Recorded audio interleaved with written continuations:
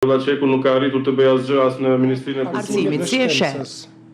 Ata aty duket sikur nuk kanë qenë të kënaqur me Arbrien Agacin dhe kanë ndruar me Hajrullah Qekun, po Hajrullah Qeku nuk ka arritur të bëj asgjë as në Ministrinë e Kulturës, Rinjës dhe Sportit. Do të thotë aty për çfarë do të mbahet mend ministri Qeku është vetëm për keq përdorimin dhe menaxhimin e keq të subvencioneve, domethënë ndarjen e subvencioneve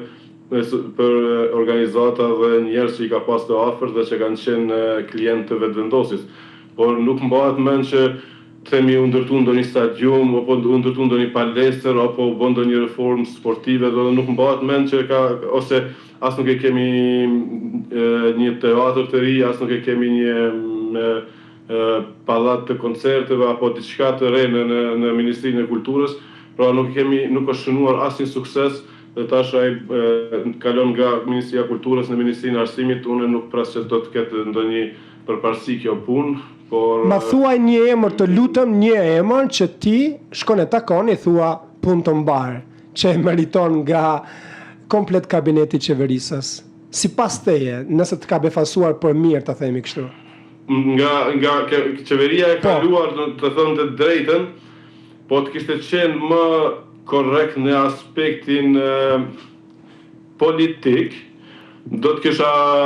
kisha thënë, ok, Ministria e Punëve të Brendshme sepse arriti që të vendos një rend dhe një rregull në veri. Mirë, po, do të thënë si politika do të kisha duar trukit, do të thotë ka arrit që të sjellë një rend dhe rregull dhe të eliminoj bandat në veri. Por sjellja e tij nga ministër, arroganca dhe mënyra se si ai trajton të tjerët, tash po merrem